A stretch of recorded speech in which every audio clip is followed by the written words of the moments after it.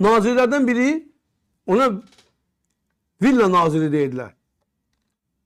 Silah sənaye naziri, Yavər Camalov. Bunun 200'e yaxın villası var idi. 200'e yaxın villası var idi. Yəni bütün nazirlərin var ya, bu tək indi bunu deməyək. Bu gün faktik olaraq fəaliyyət göstərən, ona görə Kemaləddin Heydarovla bağlı bir lətifə də çıxmışdı, deyir, yolda gedəndə Kemaləddin dedi ki, bu villa köməkçisini göndərdi, geçin o villanı danışın, onu alın, qəşəng yerdədir.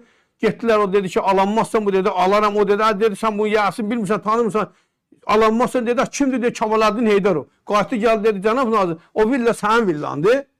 O nə ilə alaq biz? Yəni, bunların o qədər villaları, o qədər evləri, mənzilləri var ki, bunlardan 300-5-5 saxladığı xanımlara verirlər, o xanım da deməyək, o qızlara verirlər, küçə qadınlarına. Yerdə qalanların da alırlar, mülksümü saxlayırlar. Nəvəsinə, nəticəsinə, kötücəsinə. Eyni şeydə maşınlarda.